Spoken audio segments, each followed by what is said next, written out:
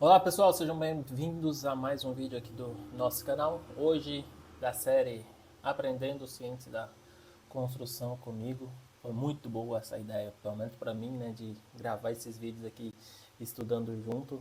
Estudar e gravar o vídeo aqui, né, porque aí eu me comprometo a gravar e faz eu não ficar sem estudar.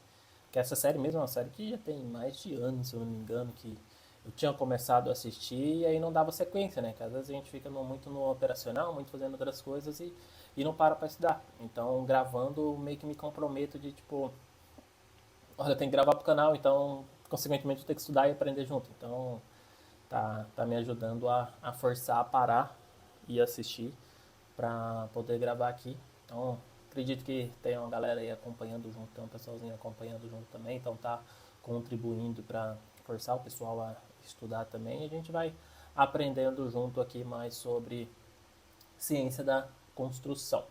Então bora lá, hoje a gente já vai começar a série Building Science 201 e o episódio 1, Water Management, gerenciamento de água e aí proteção. Vamos ver o que eles vão falar aqui. Guys, I'm Matt Reisinger, and today we're diving into an essential topic for any construction project, sequencing and trades coordination. Do you know that most failures occur when the trades aren't aligned? And this is especially true at critical transition points, like where the roof meets the wall, or especially where the foundation connects to the wall. These areas require careful coordination to prevent issues down the line. Oftentimes, different trades are used, different products are used, and there's different chemistries. You know, think about like basement waterproofing up against a wall where there might be a whole different type of chemistry. You might have asphaltic-based below grade and water-based or something else above grade. I've seen a lot of times those incompatibilities can be a problem and can lead to significant long-term failures. So that's why specifying an integrated system from a very limited number of suppliers is ideal. But regardless of the system you choose, working hard to align the trades before construction or application is critical. The devil truly is in the details.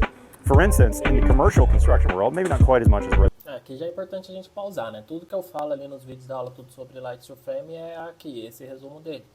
O diabo mora nos detalhes, então é muito importante a gente planejar antes tudo, os detalhes da construção, como que vai ser, porque é aquele negócio, né? Se a gente deixa lá para na hora decidir, gente, é só quando vai dar errado, não é se vai dar errado não, é só o quando e de que forma que vai dar errado, porque vai dar.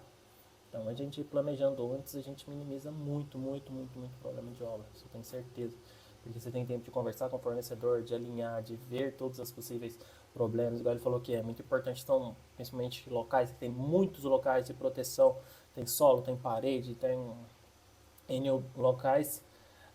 A importância de concentrar, diminuir produtos, né? Porque a diferenciação de produtos também pode causar esse tipo de problema. Então, só com planejamento que isso é possível. Although we're seeing it more and more for fire reasons, gypsum board is used on the outside often for fire ratings. And gypsum in particular is inherently dangerous. It doesn't allow a lot of moisture to pass through it, but the smallest crack or hole that isn't properly detailed means water gets in and big problems can occur if that's your sheeting. So those details really matter. It's also vital to understand the products you're using on your project. This means knowing how they should be stored, what their ideal temperature ranges are, and any necessary substrate prep. Environmental conditions also play a huge role in getting the best performance out of your materials. So remember, effective sequencing and trade coordination can make all the difference in your projects. And a big shout out to our friends at Prosco. They make some terrific products, in particular for the outside envelope, that really work well and are frankly easy to coordinate with your trades. Guys, I appreciate Prosco for sponsoring and thanks for watching. All right, Steve, where do we start on this issue of rainfall and mitigation? You know, when you're talking about water management and protection specifically, you really have to get in the right mindset. I threw up these two photos. This is a house I did a number of years ago. This is in Steamboat Springs, Colorado. Two things about Steamboat Springs. They do have some nice sunny days. Nice sunny days are probably, you know, maybe 10 or 15, maybe a little bit more.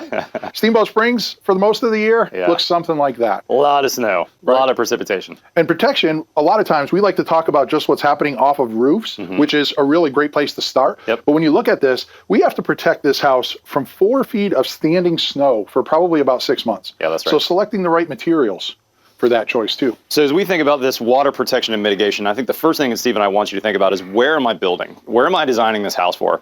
A house that's being built in Arizona, very different than a house that maybe I built in Portland, Oregon, where you've got a marine climate, you've got 40 inches of annual rainfall. But then we've got weird places in the country, like where I build now in Austin, Texas. We got about 35 inches of annual rainfall down here. So even though we're not a marine climate, we get a lot of annual rainfall. Now we get it in 2 or 3 inch increments, unlike when I lived in Portland, where we got a 1/4 inch a day all winter long. So knowing where you are, what your climate zone like, and also there can be differences within a region. You know, think about building a house on the top of a hill where you've got wind coming up the hill compared to a house in the flatland plain. So where you are and where you're building is going to make a big difference in this water management protection. And I think, you know, for me to just sum it up, it's about risk assessment. That's right. Understand where you are, what's happening. E isso não é só para eles, gente. Aqui para o Brasil também a gente tem que projetar para onde será construída a construção. A gente tem vários tipos de clima aqui no Brasil também. Tem regiões de serra, tem regiões mais planas, tem regiões de invernos mais bruscos, tem regiões que são muito quentes. Então tem que projetar, tem que saber as características do local e fazer essa casca da construção protegida para o que é, né, a região. Happening around you, what kind of house you want to do, assess the risk, and then design appropriately. I like that word, risk assessment. Why don't you pop to that next slide, Steve, and let me use a little analogy as we think about risk assessment. You know, my company's built a lot of modern houses, Steve. No overhangs, real modern architecture. Here's one I built a couple years ago with Michael Shue Architects. Beautiful house, gorgeous. But you know, I liken this house to a house that needs a really expensive raincoat on it because it's fairly risky. I mean, if you think about that house, this is kind of the analogy of that house out in the elements for years. I don't have a whole lot of protection when I just have this jacket. I mean, I could easily have rain on my face that gets into my hood, and then think about that rain shedding off. I've got my pants exposed. Now, when you build a house like this, it can be done, and we did it, but I had to use the best craftsmanship, the best, most expensive materials, the best, most expensive subcontractors. There's not a lot of forgiveness in a house like this. No, and even when you look at this, I mean, you have some Aqui eu quero pontuar porque a maior parte das arquiteturas do Brasil são dessa forma, e a gente tem um contraponto. O que ele está falando? Se eu tenho uma casa sem proteção na fachada, eu preciso de investir em melhores materiais, em melhor gerenciamento ali, na fiscalização dos serviços, em melhor subcontratados, então em melhor empreiteiros para executar essa construção, porque eu vou estar utilizando os materiais caros e eu preciso das coisas feitas corretamente, porque essa casa, a única proteção dela é a capa. É o exemplo que ele deu. Se eu estou usando só a capa de chuva, essa capa de chuva precisa ser muito boa, porque ela é um material que está me expondo a chuva diretamente ali. E uma casa é da mesma forma, só que não, a gente está fazendo casa sem proteções e querendo usar qualquer material, querendo contratar qualquer mão de obra, não querendo contratar a pessoa para fiscalizar da forma correta, com a condição adequada para fiscalizar. E aí acontece, né? A gente passa em obras que em menos de um ano já está cheio de problemas. Não fecha a conta, gente. really well protected windows under here, even through here. We have that cantilever. And then in this one, we chose to push that window out and make it even more of a challenge than, say, if we just, cut a hole in the wall. That's right. Now, if we were building that in, let's say, LA, where they get 15 inches of annual rainfall, not as much risk. Right. We're building that house in Seattle, there's a lot of risk. We're building that house in Austin, Texas, with 35 inches. E claro, não é o que ele falou. Também depende da região que está sendo construída. Of annual rainfall, fairly risky. Or in Minnesota, where you're going to get ice and stuff sitting on there and challenging it. Now, not to say you can't do it, we have, but it does mean that you're going to spend a lot more money, it's going to be more difficult, and you've got less forgiveness built into the architecture. So this house, also very modern, but interesting, the architect, Hugh Jefferson Randolph, added some protection in various places, and I would liken that to adding a little bit of a baseball cap on some of the areas that needed a little bit more forgiveness. So we've got a projection on those windows on the right. We've got a protection on the top. We've added a baseball cap. It's still risky, still not a whole lot of forgiveness built in. I still got to use awesome materials and subs, and I got to get everything just right. But it can be done. So that's a little bit like this analogy. And one of the things about this, for your climate, these are all flat roofs, right? One of the things about protection is not only protecting the window, but getting rid of that water as fast as we can. That's right. So if you're moving to a location that has a lot more rainfall, then you might want to consider, maybe it's not a flat roof, it's a really low sloping roof, but we want to get rid of that water. That's right. The pitched roofs have more forgiveness built right in because we've got gravity on our side. Now here's an interesting house, Steve. It's got a pitched roof, right? It kind of looks traditional. I did not build this. This is a remodel in Austin. I thought was a good looking house. But if you look at that house, it has a pitched roof, it has some gutters, but it also has a fair amount of kind of risky areas that need to be done. Look at those windows right in the center of the house. You got a turn gable right there in the front of the house, and water falling down means that that top window is pretty exposed, and the bottom window is probably even more exposed. Wouldn't you agree? Yeah, that's even more exposed. It's got twice the amount of wall above it than here. Yep. But it's really interesting that the architect or the builder, they cared about people, because when you're standing here, you have a canopy there. Yeah, they put an awning over there. So again, can be done, can be made waterproof, and we can manage that water, but it's a lot harder. It's a riskier assembly. This is a house I rebuilt from the 1960s. This is Weber Studios Architects. The front of the house is basically the same as you see from the 60s. The roof overhang, the projections are the same, the brick is original. Now we kind of redid that whole center section and modernized it. But I think this is an interesting example of a house that didn't just have a raincoat on, it had an umbrella. I mean, if you look at that projection, distances there. those are literally 6-foot overhangs on the house. So the house had one of these on. It had a golf umbrella, right? Now, if I have a golf umbrella on, Steve, am I worried about having the most expensive raincoat on? No. I mean, unless it's blowing 40 miles an hour while it's windy, I'm not going to get any rain on my face. I don't even care about wearing a hat at this point. I don't even need my hood up. Now, I might still get some splashback on my feet. But interestingly enough, this house with those giant 6-foot projections, I was really worried when the client came to me and said we wanted to remodel. I said, you know, we might have to take all this brick down and mitigate and do some things to fix. Turns out I took the sheetrock off on the inside. The original plywood and drywall were in perfect condition. There was no issues whatsoever. That giant umbrella saved this house. So even when I remodeled it 60, 70 years after it was built, zero problems with water management. So this is a project, this is actually the first passive house I ever did. This was probably about 2010, this photo was taken. The reason I threw this up here was, you know, the idea of, just like your remodeling project, using architecture to provide protection. You know, every window here and every door is protected by some type of roof overhang. And the ones that actually have people are a little larger, like the front porch, right? So, I mean, it's just a real classic example of using architecture to solve the protection problem. Makes a lot of sense, Steve. I really like that. You know, front porches, these are things that have been around since as long as we've been building houses. But somehow we've kind of shied away. Oh, they cost a little bit more, but they, you know, beyond being that nice inviting space, they're a space where people can come in out of the rain, be welcomed, and they protect the house. I mean, that adds so much forgiveness to the front door and those windows that it doesn't matter what kind of flashing, what kind of weather sealing. Those could be the original windows that are 100 years old. They're never going to see rot because they're never going to get wet. Right. So lots of protection there. And this is just another example of an entryway, but this is negative space as opposed to the previous one that was something that was added on as positive space. So they can be done either way. And this, you know, we're probably talking on the order of about 5-6 feet there. Negative. That's interesting. I haven't heard that. That seems like a good architect term. I like that, where it kind of pushes back into the house and the front is still continuous. You don't have this porch projection. That's cool, Steve. I like that design. And this is the back of the house. This one here is just showing some architectural elements where we've bumped out this bay to help protect that slider. Smart. We have 2-foot overhangs that you can see trace around the whole house. Those protect all of those windows. So again, it's using those architectural features of, hey, if we need a little bit more room in the dining room, yeah, let's bump that out. We don't have to bump out the downstairs, and actually there's a benefit to using that. And I would also go back to where your house is located here. You know, if this house was facing south and west, in my climate zone, that's where the weather typically comes from, and you can find that out for your zone as well with a quick Google search. But if you're building a house in Austin, usually the wind and the water are coming from the south and the west. That's also where the sun gets the most exposure on an annual basis.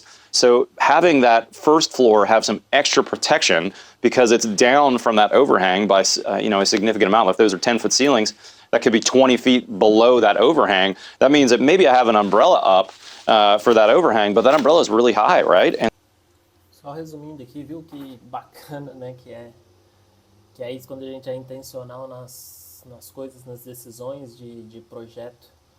Então, sim, se a gente tem proteção para as nossas janelas, para a nossa parede, de forma intencional, a gente não precisa mais daquela capa de chuva, da melhor capa de chuva, porque a gente tem uma proteção primeira e aí não vai respingar tanta água, bater tanto sol diretamente no corpo, no caso, no corpo da casa. Agora, se a gente não tem, aí a gente precisa da melhor capa de chuva, porque se a gente utilizar a mais barata, a gente vai se molhar. É simples.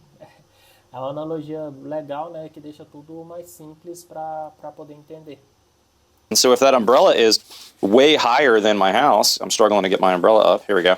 I need a push button. My umbrella is way up here. It's not going to protect me nearly as well. Just a little bit of wind and all of a sudden I'm getting wet. Now, on the other hand, if I bring that umbrella down here, I'm way more protected. E aí entra, né, a posição correta. Não adianta a proteção estar muito alta, né? Não vai proteger. Tem que estar próximo ao local ali que que precisa dessa proteção para que tenha a proteção adequada. Yeah, and we're going to talk about that because we have a good slides. I have a term, the aspect ratio of water management. Ooh, so I like that. We'll talk about it, but this is just another example. This is the wraparound porch, right? I mean, every window slider there is protected by that 5-foot overhang. Yeah, I love that. That's great architecture. Aspect ratio, like you said, if we make something taller, just like you showed with the umbrella, then we have to move from a regular umbrella to the golf umbrella. There you go.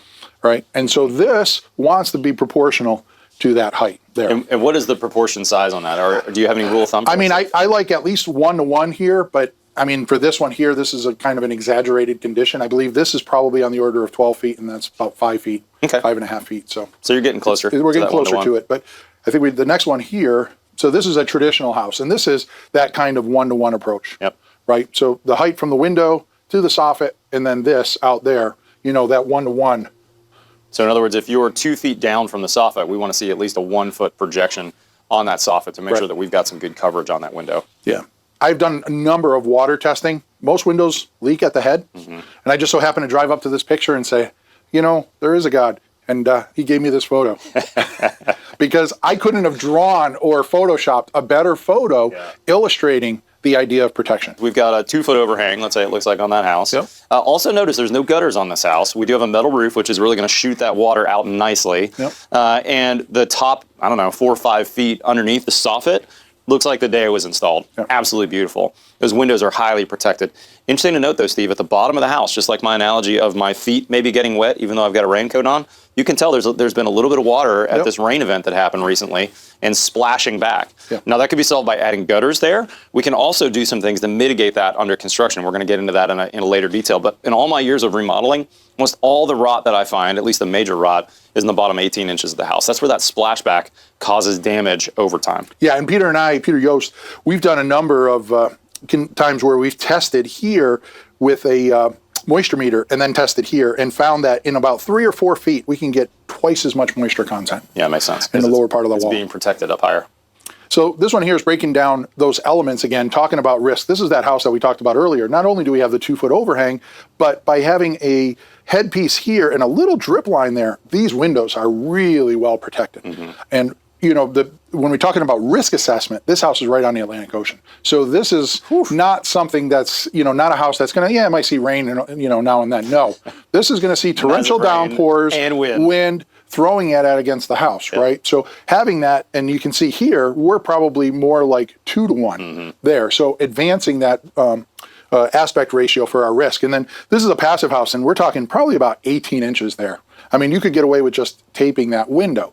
But that's really not the story here. The story is here that while we removed the head from risk, we've put the sill in a much higher risk. Yeah, that's right. So now we have to solve for that. So risk assessment isn't only about the house, the location, it is the component, where the component is in the wall.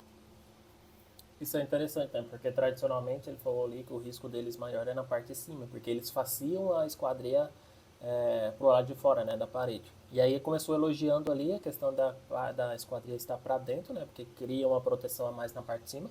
Que aí, opa, o Brasil tá bem então nisso. Só que aí a gente cria um problema para parte de baixo, né, de acumular água. And all of a sudden, if I solve for one, chances are it made something else worse or more of a higher risk. And let me point out that that's not a flat sill like you might see on those windows above. Right. That's a sloped sill because you knew, hey, I'm recessing this back, so let's add a sloped sill with lots of slope, an exaggerated slope, really. And this pan folds up along the sides on awesome. both sides. So it is basically a range chute That's really of smart. a sill. I like that. And just another photo. It's a small component. You sit there and say, okay, big deal, Steve. This is the AC lines going in and such, but everything matters when it comes to water. Water doesn't sit there and say, well, I'm only going to leak where the windows are or at the top of a door. No, it is going to leak anywhere where I have a pressure difference and a hole. I'd like to point out, look at that. It's a little hard to tell because it's white in this photo, but look at that beautiful head flashing. Any water that's running down those shingles is going to hit that head flashing. That head flashing is going to direct it out. And then you've got that really nice air conditioning boot on there for the line sets, which is going to protect those line sets much better than a tape or a caulking would. That's a physical protection for that space. Right. So that's just another great example of protection when it comes to water. And it continues down here. I just noticed we have that, we have that little water table that kicks down. That keeps water from turning the corner and getting back at the foundation. Fantastic. All right, Steve, water management, protection. Give us a quick summary. When it comes to water, protection is number one for me. If I don't want to have a water leak, I should choose to get rid of the water and don't get challenged. It is that for me. If I don't want to have a water leak, I should choose to get rid of the water and love don't it. get challenged. love It is that simple, but it's still the #1 killer of buildings. And I think it's fitting that Steve's talking about this as an architect. You know, I'm not an architect. I build lots of different things for lots of different architects. So I have to kind of take what I'm given, but it really starts with the architect. And this is something you can coach your clients on too. I mean, if we're going to build a risky house, we're going to spend more money. We're going to have to really aim for perfection. Whereas when we build a less risky house, we've got forgiveness built into the house. And I really like that. I've made lots of mistakes in my career on waterproofing, on water management, risky houses, and I've paid the price for that. And that's part of why I'm doing this series is I want you as that younger builder, that younger architect, to learn from the wisdom of Steve and I. Don't make these same mistakes. Let's start with a less risky building to begin with. Guys, this was water protection. Stay tuned for our next episode, which is water mitigation. See you next time on The Build Show. Sponsored by Show de bola. Resumindo ao que ele falou, né? Se a gente não quer vazamento, a gente tem que escolher se livrar da água. E aí, só com planejamento para a gente poder fazer isso. A gente já teve problemas com água aqui também, podemos chamar de negligência, né? De não parar e pensar e entender a complexidade da construção com possíveis locais de vazamento de água, e aí traz problemas depois. E aquele negócio, gente, sempre depois é mais caro. E também esse falta de entendimento, aí a experiência, né, vai nos trazendo isso. Esse falta de entendimento, se é uma casa que tem muitos pontos propícios para vazamento de água, aquilo, gente, automaticamente o custo dessa casa vai ser maior. O cliente vai ter que investir em materiais melhores, em materiais que vão trazer mais segurança. Tanto que hoje a gente bate o pé aqui. Questão de impermeabilização. Se for para a gente ficar responsável pela impermeabilização, vai ser com o material X e Y que a gente tiver controle ali, que for bem feito. E a parte principal da casa, toda a parte de proteção de água é o momento principal, que tem que ser feito com calma, que tem que ser feito fiscalização, teste, só vai ser dado sequência depois. Nada de fazer afobado mais parte de proteção de água, porque depois fica muito mais caro, fica muito mais problemático.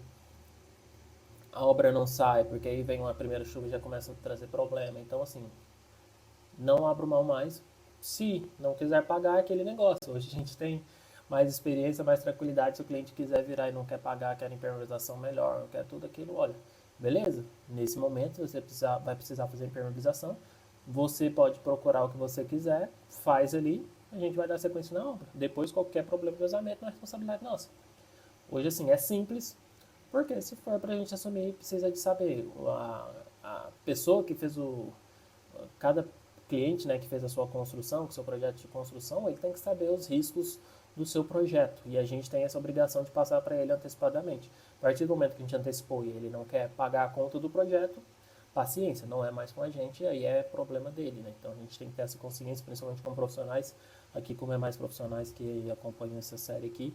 Então a gente precisa ter essa consciência, gente, porque se a gente ficar indo na mão, assumindo riscos, tanto de fornecedores, às vezes em relação ao material, prestador de serviço, no final sobra pra gente. Então, vamos ter essa consciência aí. Espero que vocês tenham gostado mais desse vídeo aqui. Se ainda não é inscrito no nosso canal, se inscreva no nosso canal. Deixe nos comentários aí o que você achou desse ponto de vista deles, das minhas observações aqui no final também. Um abraço e até o próximo vídeo.